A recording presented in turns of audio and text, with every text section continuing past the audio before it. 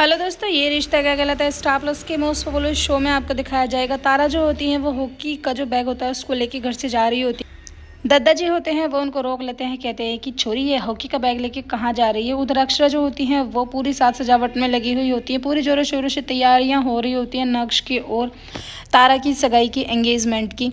अक्षरा जो होती हैं वो नैतिक से बात करती हैं, कहती हैं कि आप कोई मौका नहीं छोड़ते हो मुझसे बात करने का, और फिर आपको क्या हर हर फंक्शन में ही अपना फंक्शन घुसेड़ना होता है। अब मतलब अगर किसी और की शादी सगाई है तो आपको भी सगाई करनी है। वर्षा जो होती है हंस रही होती हैं, फिर तभी अक्षरा जो होती हैं वो कहती हैं वर्षा से कि तुझे तो हमेशा यही आदत है कि तू हम लोगों की चुप चुप के बातें सुनती है। और फिर दोनों एक दूसरे से नाराज़ होकर एक अपने रास्ते चली जाती है, एक दूसरे रास्ते जाती है। उधर तारा जो होती है वो बहुत ज़्यादा परेशान होती है, उन्हें लगता है कि पता नहीं हम सही से टाइम पे पहुंच भी पाएंगे सगाई में या नहीं, क्योंकि उन्हें यही लग रहा होता है कि अगर हम 4 बजे तक मुहूर्त में नहीं पहुंचे, उससे पहले हम फ्री नहीं हुए यहाँ से, तो दादाजी को पता चल जाएगा। अगर दादाजी को पता चल जाएगा तो वो बहुत ज़्यादा परेशान हो जाएंगे।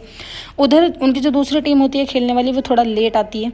इस बात को सुनकर तारा और ज़्यादा परेशान होती हैं, उन्हें लगता है कि शायद अब हमें यहाँ से चलना चाहिए। और वो भगवान से प्रे करती हैं, कहती हैं कि बस भगवान जी हमारा मैच भी हमारे हाथ से नहीं निकलना चाहिए और हमारी सगाई जो है वो भी हमारे हाथ से नहीं निकलनी चाहिए। उधर संग्राम वगैरह जो होते हैं वो सभी बात कर रहे होते हैं, कहते हैं कि पता नहीं तारा बिटिया को कितना टाइम लगेगा। तभी संग्राम जो होते हैं वो कहते हैं कि दादाजी सब तैयारी जो है वो नक्श लाला के घर वालों ने करी है, छोटा मोटा काम बच रहा होगा, चलो क्यों ना हम वहीं पर जाकर बात करते हैं सभी परिवार वालों से।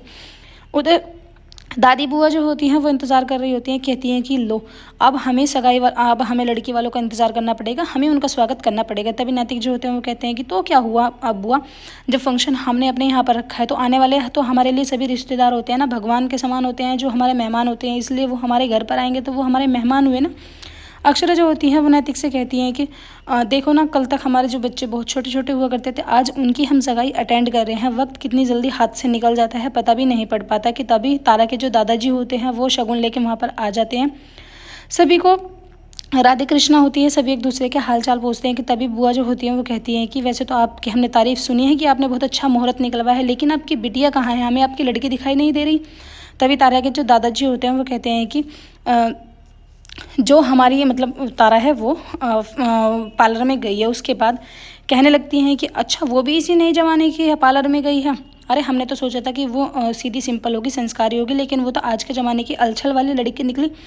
तारा जो होती हैं वो टेंशन ले रही होती है, बार बार कोच से बात करती हैं, कहती हैं कि सर प्लीज़ हमारा जल्दी से जल्दी ये मैच ख़त्म करवाइए, हमें बहुत बड़ी प्रॉब्लम हो रही है और हम ये फाइनल मैच जो है बिल्कुल भी नहीं खेलना चाहते हैं। तभी कोच होते हैं वो कहते हैं कि तुम्हारे ऊपर ही पूरी टीम की जिम्मेदारी है और ये मैच तुम्हें ही जीतना होगा। उधर अक्षरा जो होती हैं वो डुग्गू से पूछती हैं, कहती हैं कि तुम्हारी क्या तारा से कुछ बात हुई है, क्या पता चला तुम्हें तारा कहाँ पर है। लेकिन तारा की जो मैच वाली बात होती है वो सभी के सामने रिवील हो जाती है। नैतिक जो डुग्गू जो होते हैं वो सभी के सामने कहते हैं कि तारा जो है पार्लर नहीं गई है, वो अपना मैच खेलने के लिए गई है, आज उसका फाइनल मैच है। तभी अक्षरा जो होती है पूरे परिवार को कन्विंस करती है, कहती है कि कोई बात नहीं, मैच हुआ तो अब तारा भी ऐसा नहीं हो सकता कि मैच छोड़ के यहाँ पर आए और सगाई भी पोस्टपोन नहीं हो सकती है, इसलिए हमें कुछ ऐसा करना होगा जो मैच भी हो जाए और तारा का एंगेजमेंट भी हो जाए। बेटा